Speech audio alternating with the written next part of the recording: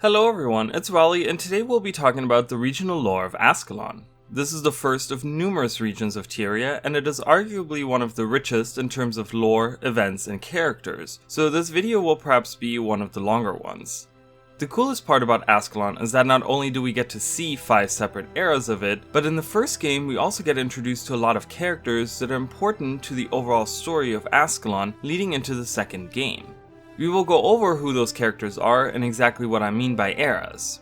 As a reminder, if you haven't watched the first video in the series that explains the premise and you're a little confused, perhaps consider checking it out, since that will help you understand exactly how these videos are structured. With all that said, let's just jump right into it.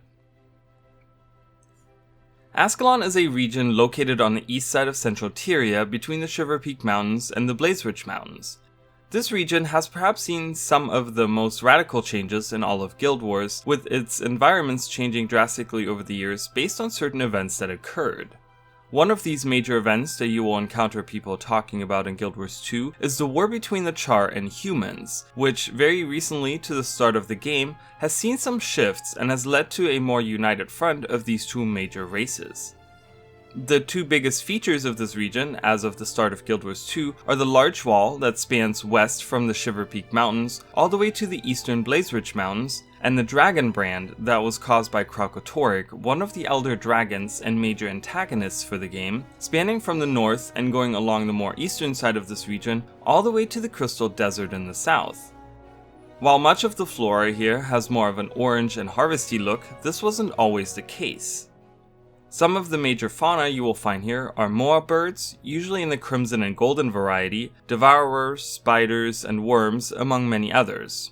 The biggest enemy factions here are the two main enemy factions of the Char legions, those being the Ghosts of Ascalon, which are the remnant ghosts of the humans that once called these lands their home, led by their last king Adalbern, who resides deep within the old Ascalonian catacombs, and the antagonistic and traitorous legion of the Char called the Flame Legion or Gold Legion as they're referred to by some of their enemies, led by their Imperator Geharon Balefire, who hails from the Citadel of Flame on the north side of Ascalon inside of a volcano. These aren't the only enemy forces you will fight as you adventure through Ascalon. There are also branded enemies within the brand, who are creatures that were transformed by the Dragon brand creation and are now minions of Kraukotoric, ogres that in recent years have come down from the Blaze Ridge Mountains and are claiming much of the east side of Ascalon, as well as harpies, skelk, and grawl. Two rogue factions worth mentioning here are the Char Renegades and the Human Separatists, which we will touch on a little later as well. Let's have a closer look at some of the major events and timeline along with characters for the Ascalon region. Ascalon's timeline can be split into 5 eras. The early era, the pre-searing era, the post-searing era, the post-Foefire era, and the one we're currently in, which is the Treaty era. Originally, Ascalon was inhabited by the Grawl. This I dubbed the early era. Back then, the region was a lush green with many forests and natural springs, lakes, and rivers. Sometime before 100 BE, the Char conquered the indigenous Grawl and claimed Ascalon for themselves. Whether they had a specific name for it at the time is unknown. Around 100 BE, the humans started to push north and east from Or and drove the Char into the region now known as the Blood Legion homelands. This is the start of the human and Char conflict, which lasted for many years, and also the inception of what is known as the pre-searing era. As the humans settled this area, their struggle against the Char eventually led to the construction of a massive wall to help keep out the Char invaders. The Great Northern Wall, as it was dubbed, was constructed in the year 898 AE.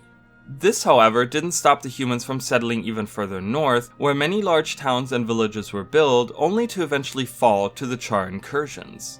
After almost 200 years of the erection of the wall and the human kingdoms concluding their struggle against one another in the third and final Guild War, Ascalon's forces, still recuperating from war, were assailed once again by the Char.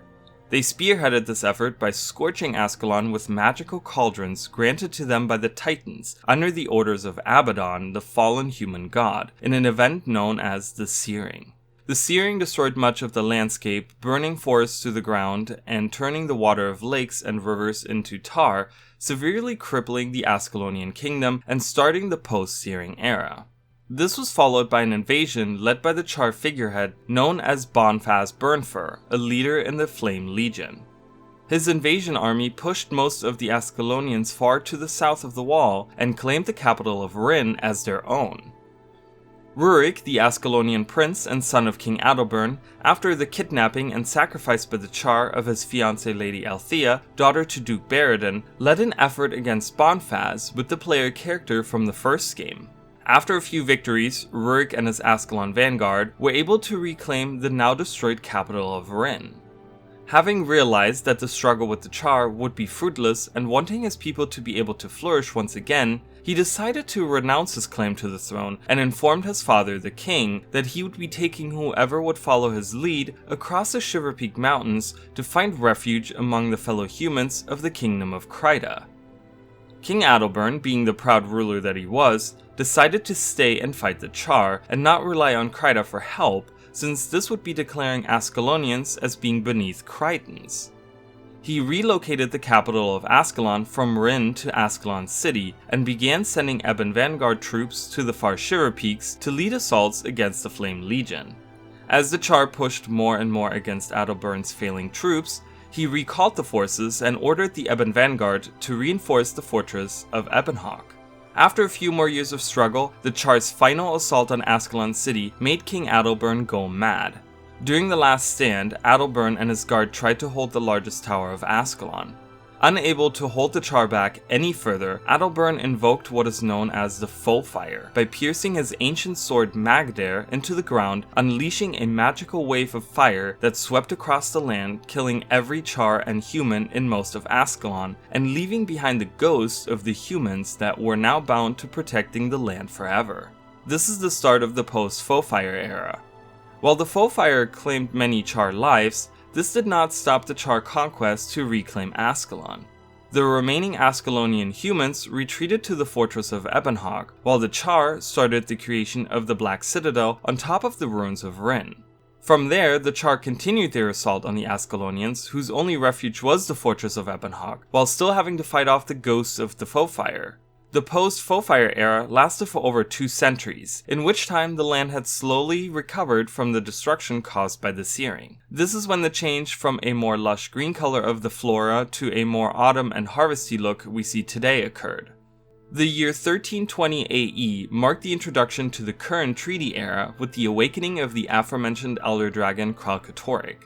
As Kralkatorrik awoke in the Blood Legion homelands, he traveled south to the Crystal Desert, leaving a swath of corruption known as the Dragon Brand. This brand not only corrupted any creature present at the time, but also caused the Char war efforts to be crippled. A few years later, about a year before the start of Guild Wars 2, Dougal Keen and Ember Doomforge, among others, ventured into the Ascalonian catacombs and retrieved the Char artifact known as the Claw of the Khan-Ur. This was a plan commissioned by Krytan Queen Jenna to promote peace talks between the Char and humans. Both of these events fueled the peace negotiations, and as of 1324 AE, a truce was declared between the two races.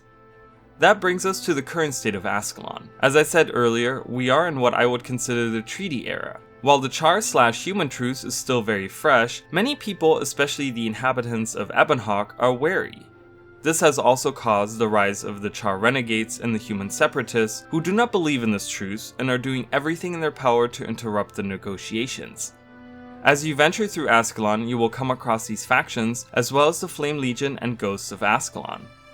With the treaty, the Char have refocused on eliminating the traitorous Gold Legion and are spearheading efforts into finding a permanent way to get rid of their ghost problem. Let's have a look at what you might encounter in each map of the Ascalon region. We start here with the capital of the Iron Legion of the Char, the Black Citadel. This is your home if you're starting as a Char in the world of Guild Wars 2. Situated at the far west of Ascalon, it stands on top of the ruins of Rin, of which you can still see some remnants of. As the base of operations for the Char in the region, many figureheads and leaders reside within the Black Citadel, and this is also where the Claw of the Khan-Ur is being kept. As you venture out of the capital, you will come to the Char starting map called the Plains of Ashford. Running east along the south side of the remaining wall, you're immediately introduced to the conflict with the Flame Legion, but as you venture further east, you will eventually come across many ghosts and even the old capital of the human kingdom of Ascalon, Ascalon City. You can find the entrance to the catacombs here, which is something you might want to explore with your friends if you have leveled up a bit. The far east side is also assaulted by ogre forces. To the north of the Black Citadel and the plains of Ashford, across the wall, you will find the Diessa Plateau.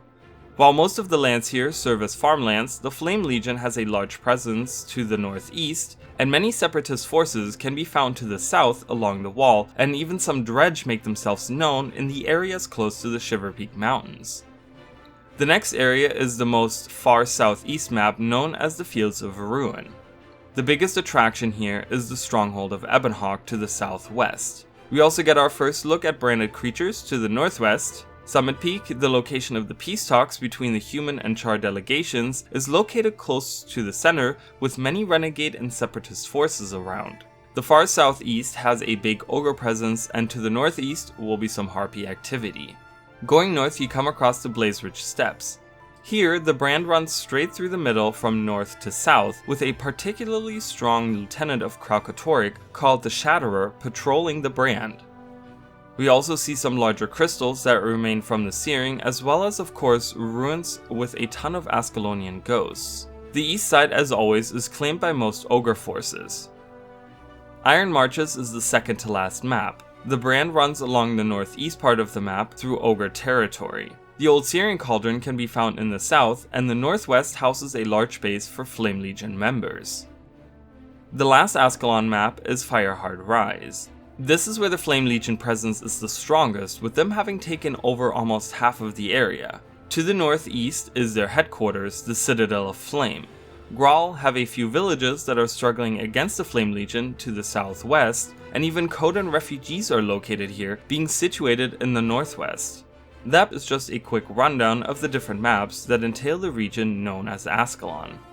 And with this, we're pretty much finished with the overview of the lore of Ascalon. As you can see, the region is rich with history and important events, many of which I didn't even touch on, so it will be up to you, dear player, to perhaps venture out and explore the more finer details of this region. I hope you guys enjoyed this look into Ascalon and will stick around for the other videos in this series. As always, if you haven't subscribed to the channel, I would really appreciate it, and thank you so much for watching. I will see you all next time. Bye guys!